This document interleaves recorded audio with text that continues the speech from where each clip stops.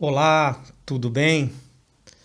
Vou falar algumas palavras, fazer algumas considerações sobre o pensador Jean-Jacques Rousseau. Jean-Jacques Rousseau,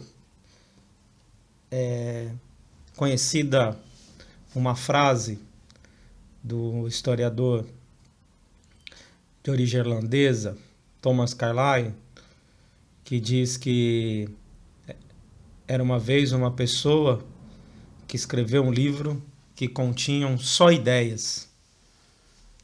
E na segunda edição desse livro foi escrito com sangue das pessoas que riram da primeira edição, né? Ele está se referindo, esse historiador, Thomas Carlyle, tem uma obra sobre a Revolução Francesa.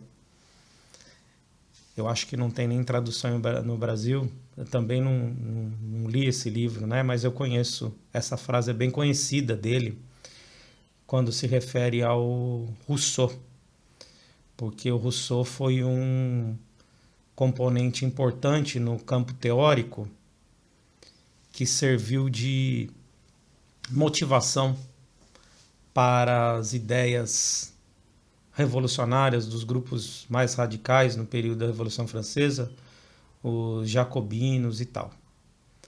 Então eu vou expor algumas ideias do Rousseau, porque o Rousseau também é exemplo de todos esses autores, mas o Rousseau tem uma variada obra e escreve, inclusive, muitos conhecem as obras ou a obra principal dele no sentido educacional, pedagógico, o Emílio, né? Mas eu vou tentar aqui focar um pouquinho mais na no aspecto político, e tem duas obras conhecidas, inclusive nessa minha edição aqui dos Pensadores, já essa coleção que existia no século passado, na época da... Comprei muito na minha época da graduação em Ciências Sociais, né? Estou até vendo aqui, comprei esse livro em junho de 91, estava no segundo ano da faculdade. E aqui tem três obras: do Contrato Social, Ensaio sobre a Origem das Línguas e Discurso sobre a Origem e os Fundamentos da Desigualdade entre os Homens. Esse Contrato Social e o Discurso sobre as Origens, a gente aproveita muita coisa para pensar as questões políticas, não só, né, nessas obras, mas em muitas outras. Mas vamos lá. O Rousseau nasceu em Genebra, né? Não é francês, não é francês de nascimento. Nasceu em Genebra. Ele é filho de um relojoeiro e até dizem os biógrafos que aos 6, 7 anos o pai dele estimulava muito a leitura, né, com ele, e aos 6, 7 anos ele já tinha lido ali toda a biblioteca da mãe junto com o pai, né, que compunham de muitos livros de pensadores da antiguidade, como Cícero, etc., passando por vários clássicos, Ovídio. E, então já isso estimulou muito a erudição no Rousseau, né? Rousseau nasceu em Genebra, depois ele logo ficou órfão, depois de já ter lido, ficou órfão não, né? Sim, o pai abandonou, o pai fugiu, uma desavença com um oficial militar, e aí ele vai então ter uma vida um pouco mais áspera, né? E ficar na Genebra, depois vai para Turim, até que já na vida adulta ele da maturidade, então vai para Paris, né? Migra tentando lá. E o Rousseau é considerado por alguns, mas há controvérsias, né, colocado ali como um dos pensadores do iluminismo. Né? Iluminismo é aquele movimento que privilegiava tinha essa componente da fé, na razão, no progresso, não é? E achava que isso levaria aos melhor situação possível, né? Que a humanidade inexoravelmente caminharia por um bom caminho, evoluído, onde os problemas cada vez mais diminuiriam se a humanidade privilegiasse o progresso, né? Então a confiança na ciência e na razão é muito grande.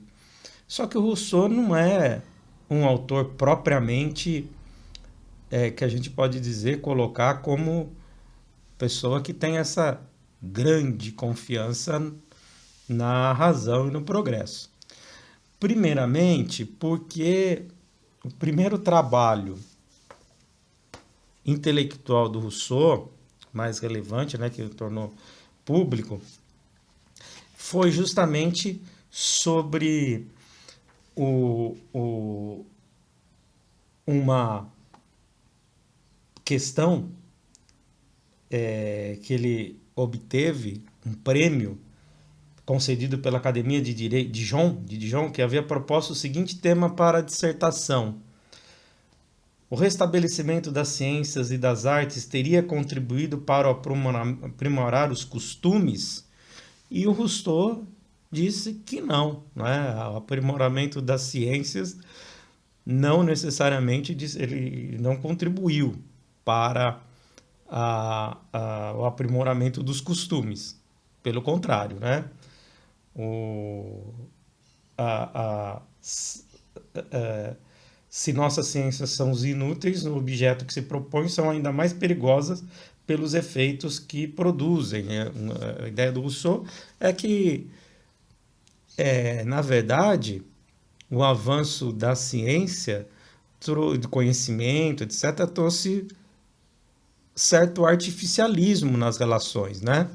É bem conhecida aquela ideia que se atribui ao Rousseau, o mito do bom selvagem. Daqui a pouco eu vou falar disso, não é bem isso, mas assim, o Rousseau tem uma certa simpatia nas entrelinhas entre uma vida mais frugal, mais, né,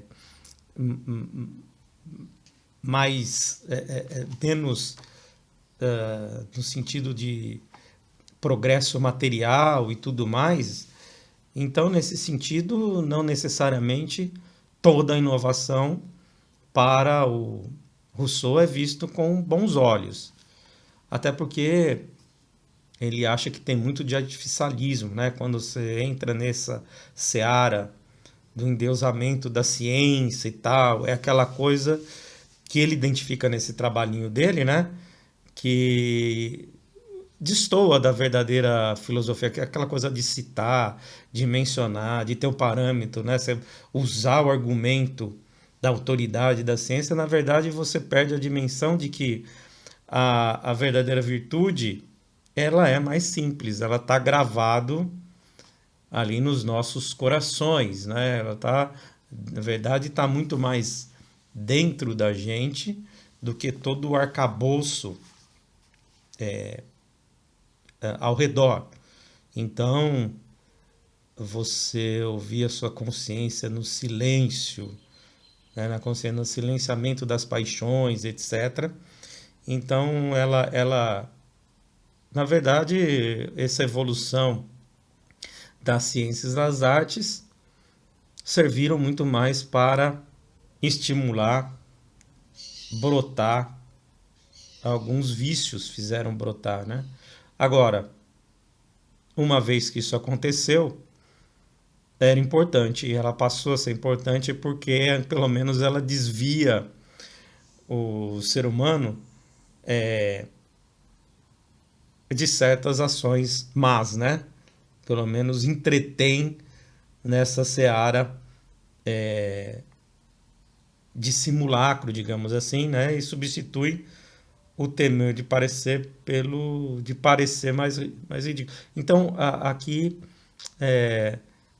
uma vez, não se trata mais de levar as pessoas àquele estágio inicial, mas que esses objetos distraem de certas outras malignidades, maldades, etc. Mas não é bem esse o ponto, né, da minha conversa, dessas palavras curtas aqui, porque o Rousseau é exemplo de muitos que eu tenho deixado lá no meu canal de YouTube, prof. Renato Martini, né? Escreveu sobre muita coisa. Mas vamos pegar esse aspecto ali mais pela perspectiva política, porque estou falando de autores contratualistas, como Hobbes, como John Locke, e o próprio Rousseau também é um contratualista e adepto da soberania popular, né? Um dos precursores dessa teorização sobre a soberania popular. Comecei até a conversa falando daquela frase comentada pelo historiador Thomas Carlyle sobre, né, que a segunda edição do contrato social foi escrito sobre o sangue dos que não levaram a sério a primeira, riram, etc. Né? E qual é? De onde parte Rousseau nessa ideia aí do contrato social, por exemplo, né, do pacto social? Então, lá no contrato social, tem aquela famosa frase, vocês pensarão, o homem nasce bom, a sociedade o corrompe. Essa frase não existe na verdade, mas as indicações, até aquela coisa que eu disse lá da ciência, etc., as indicações são de que ele caminha mais nesse sentido, né? De que foi o aprendizado em sociedade que levou a vícios, a más ações. Existe uma certa pureza inicial. Na realidade, a frase é assim, né? O homem nasce livre e por toda parte encontra-se aprisionado. Na verdade, encontra-se a ferros, né? Dependendo da tradução do contrato social, encontra-se aprisionados. O que se crê senhor dos demais não deixa de ser mais escravo do que eles. Como se deve essa transformação? Então é essa questão que ele tenta resolver na discussão sobre o contrato social. E aí, então, a discordância com o Locke e com o Hobbes, né?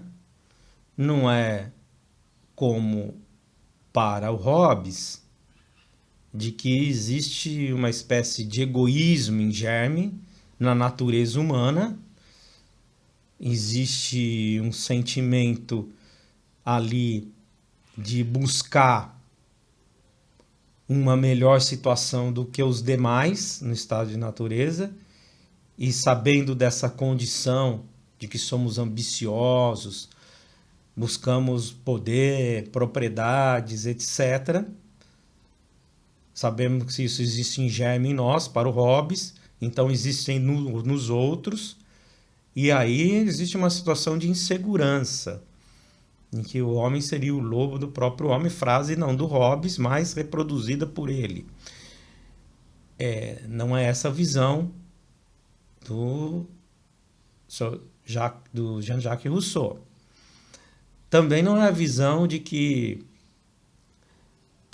existiam direitos naturais, como a propriedade, a liberdade e a vida.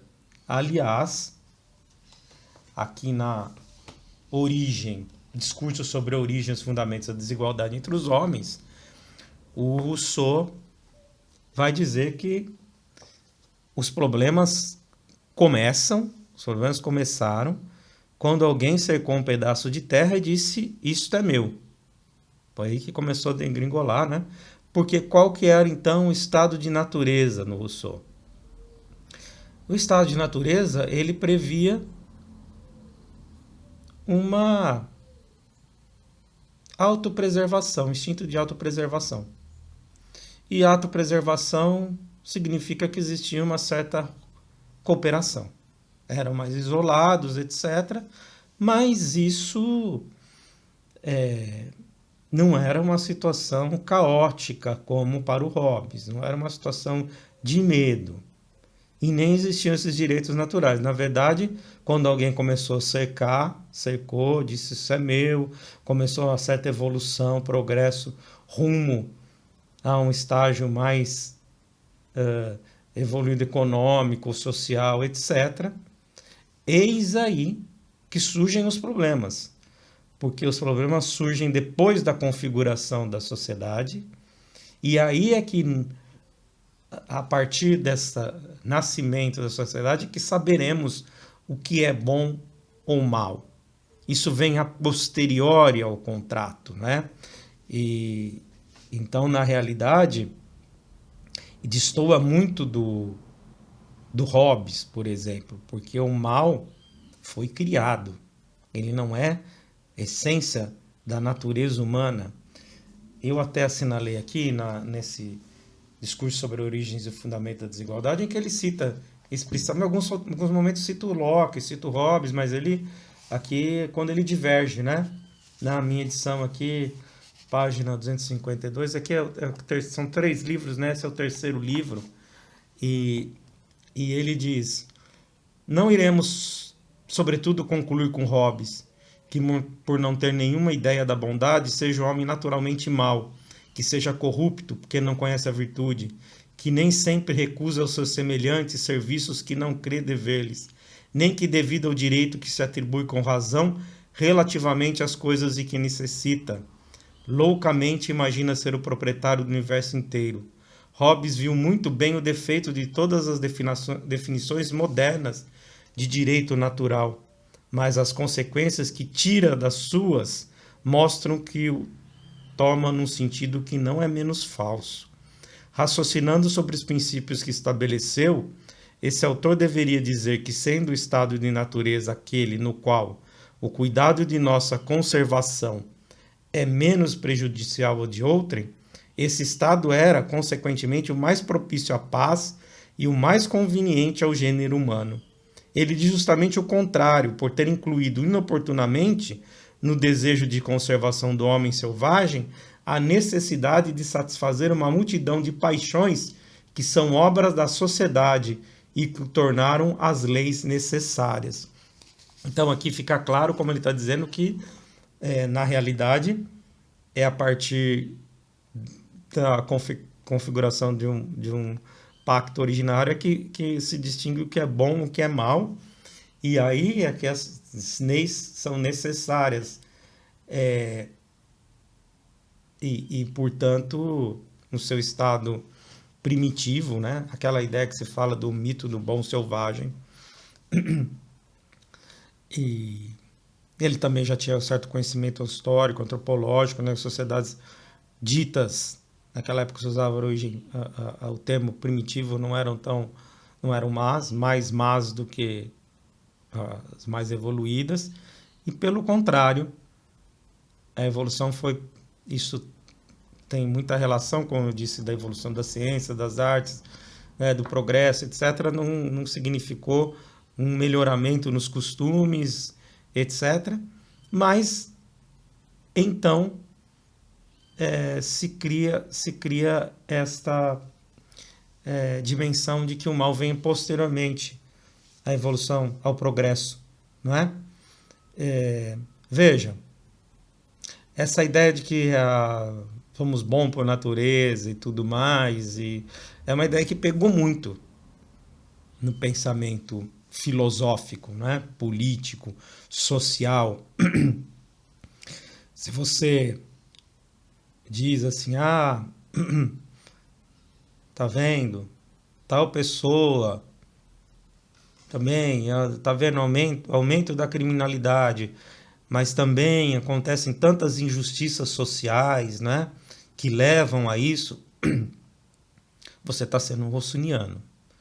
Essa ideia de que há o peso das estruturas sobre a conduta dos indivíduos é uma coisa muito relacionada ao Rousseau. Muito bem, então, mas só para pegar aqui a questão do contrato.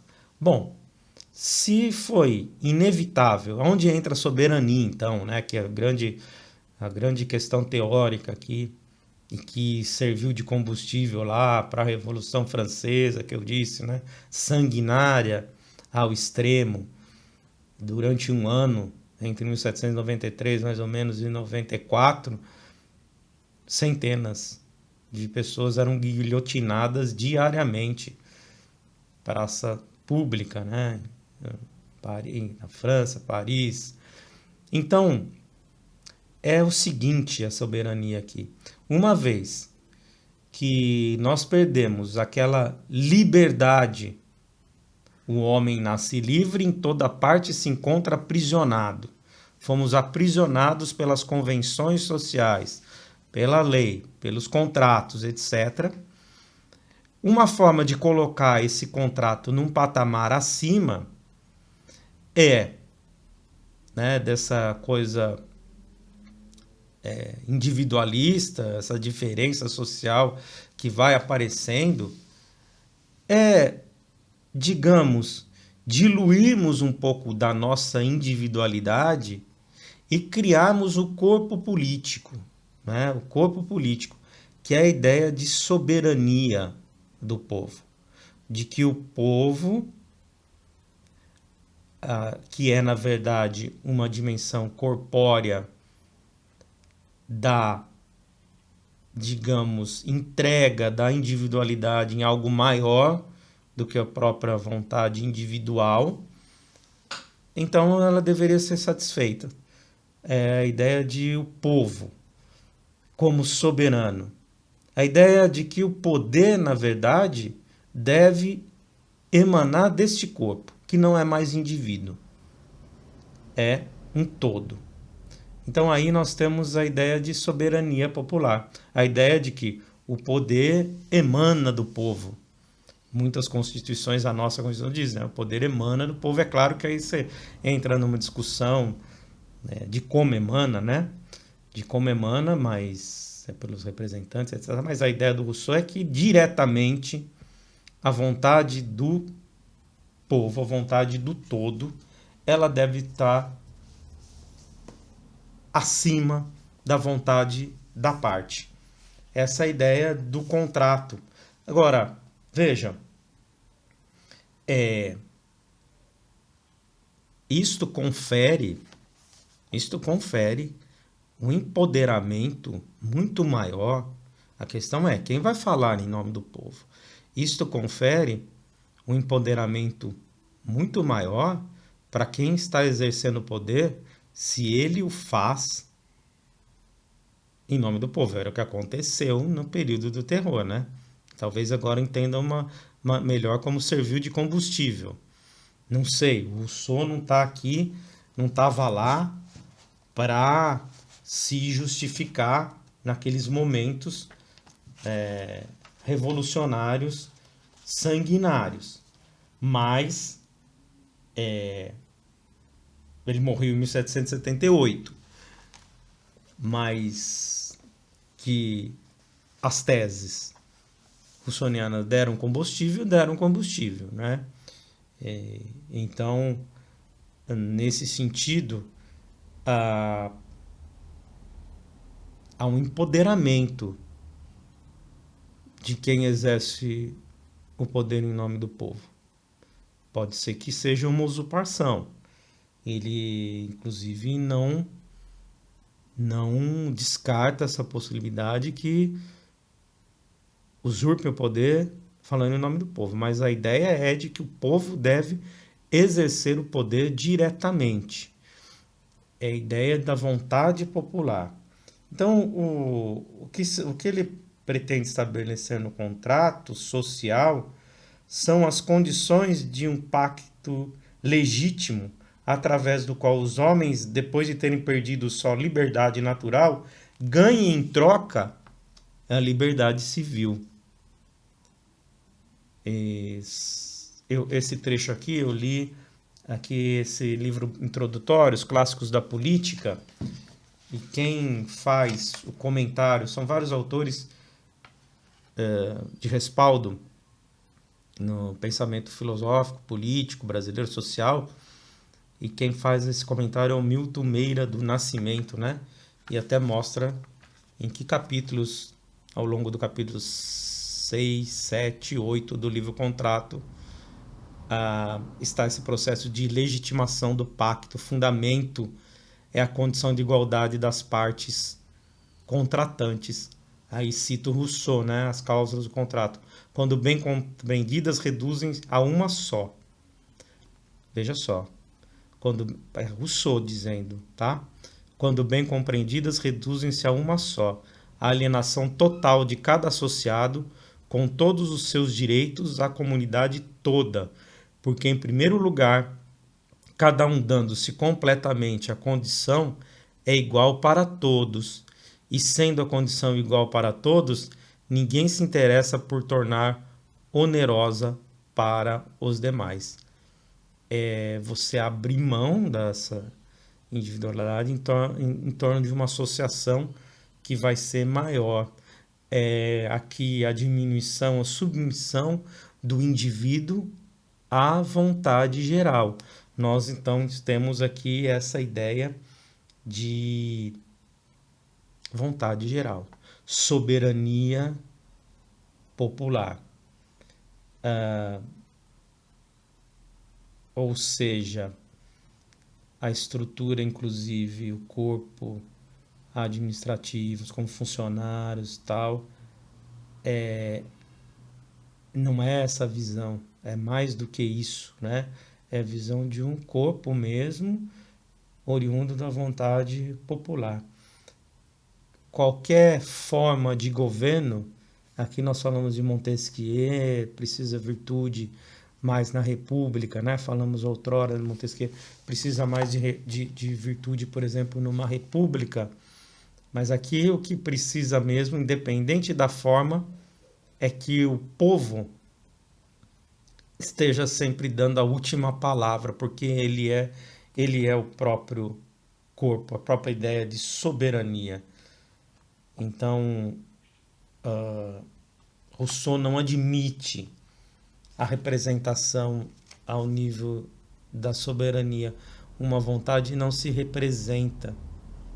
No momento, essa frase que eu disse anteriormente é do nosso comentador aqui, que eu mencionei, Milton Meira do Nascimento, e aí, citando Rousseau, no momento em que um povo se dá representante, não é mais livre, não existe mais.